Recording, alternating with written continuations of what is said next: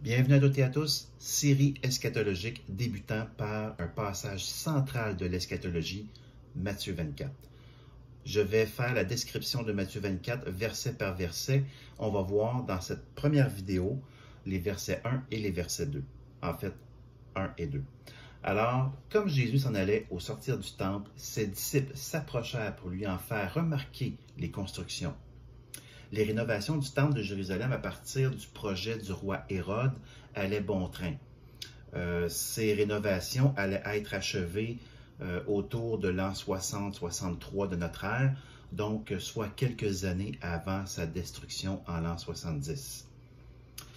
Le verset 2, c'est celui qui m'intéresse le plus parce que c'est une remarque, une prophétie de Jésus, qui est un véritable coup de massue pour les disciples qui sont des témoins auditifs et oculaires.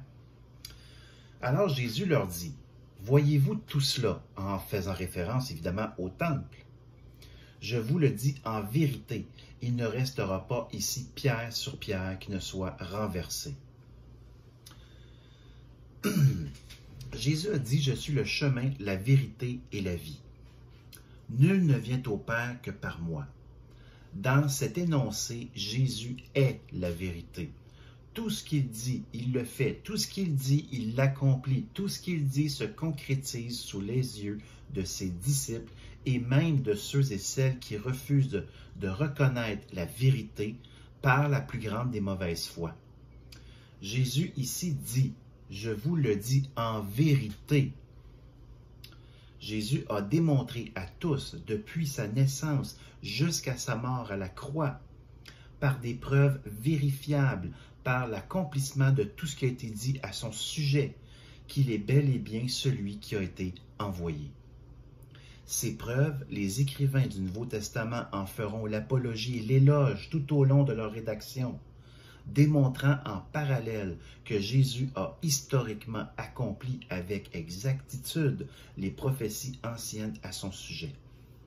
Jusqu'au moment où il s'adresse aux disciples 2 jours avant sa crucifixion, parce que dans le chapitre 24, nous sommes 2 jours avant sa crucifixion. Et Jésus ne tardera plus à terminer d'accomplir tout ce qui a été dit au sujet du Messie, alors qu'il aura tout achevé à la croix lorsqu'il prononcera ces mots « Père, tout est accompli ». Les disciples qui ont été des témoins privilégiés de tous ces accomplissements vérifiables sont assommés par cette prophétie comme un coup de massue. Le temple sera détruit, il ne restera pas pierre sur pierre, ce qui signifie qu'il n'en restera absolument rien. Flavius Joseph va confirmer cette prophétie en agissant comme témoin oculaire des événements de la destruction du temple de Jérusalem près de 40 ans après les paroles prononcées par Jésus à ses disciples. Et ce n'est pas un hasard si Jésus annonce la destruction du temple à ce moment-là. On est 2 jours avant sa crucifixion, ne l'oublions pas. Puisqu'on est 2 jours avant sa crucifixion, il n'y a plus de point de non-retour pour le Sanhédrin, malheureusement pour les Juifs qui ne sont pas tous coupables de cela, mais ils sont dirigés par le Sanhédrin et eux ont pris cette décision-là depuis longtemps de faire mourir Jésus. Donc, il y a longtemps que le Sanhédrin avait convenu de faire mourir Jésus. Alors, Jésus annonce à ce moment-là à ses disciples les conséquences tragiques de sa condamnation à la croix. Le temple détruit signifie que l'ère messianique est l'espoir d'un Messie autre que Jésus qui, selon les attentes du moins de plusieurs Juifs, libérerait le peuple du joug romain tel qu'attendu par ces Juifs.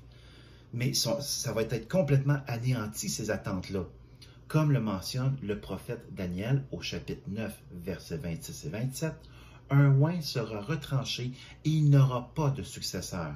Ensuite viendra la dévastation de la désolation dont les Romains seront les acteurs, sans le savoir, mais seront les acteurs en détruisant le temple.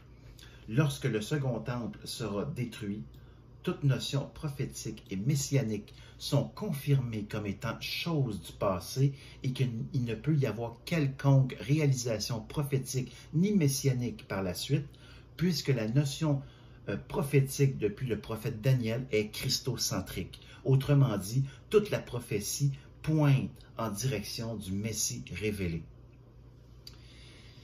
Il y a par contre un problème concernant la prophétie de Jésus. Selon les Juifs et les chrétiens, l'actuel mur des lamentations serait un vestige du second temple de Jérusalem. Si tel est le cas, alors la prophétie de Jésus n'a pas eu lieu encore, ou encore a été partiellement réalisée. Donc, soit Jésus s'est trompé, soit la destruction pleine ou entière devrait avoir lieu lorsque le troisième temple, selon les eschatologues dispensationalistes, bien sûr, sera détruit. Lui qui serait reconstruit sur les ruines du second temple, comme ça a été le cas pour le premier temple qui a été rebâti sur les ruines du premier temple. Donc, le second temple qui a été érigé à partir des ruines du premier temple.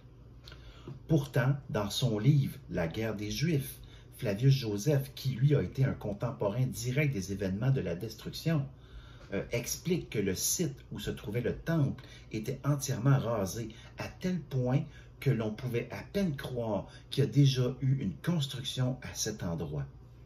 Les récentes découvertes archéologiques menées par l'Institut de recherche archéologique israélien en 2011 ont démontré que le mur des lamentations n'est pas un vestige du temple, mais plutôt de la forteresse Antonia. D'ailleurs, j'ai fait une série web sur le sujet que vous trouverez dans la liste de lecture « Archéologie, Temple de Jérusalem ». Le site réel du temple n'est pas à l'endroit généralement admis. On n'a trouvé aucun vestige du second temple, mais seulement des vestiges de la construction de la forteresse Antonia, ce qui replace Flavius Joseph dans sa crédibilité historique, mais que également la prophétie de Jésus a été réalisée avec exactitude en l'an 70.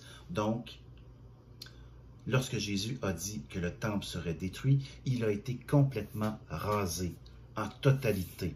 De toute façon, vous allez, si vous allez voir ma série web à ce sujet, bien, vous allez constater que les recherches qui ont été faites ont démontré que le temple est inexistant. On n'a même pas de preuve que le temple a déjà existé, du moins pas de preuves archéologiques. On a des preuves archéologiques de la forteresse Antonia, mais pas du temple de Jérusalem. Enfin bref, je ne vais pas m'étendre plus longtemps sur le sujet puisque j'ai déjà fait plusieurs vidéos concernant l'archéologie et du temple de Jérusalem. Alors, sur ce, je vous reviens pour la prochaine vidéo, alors qu'on va parler de la pertinence de l'auditoire. C'est tellement important, c'est un principe herméneutique pourtant de base et qui est négligé malheureusement. Alors, je vous reviens. Alors, à bientôt. Merci.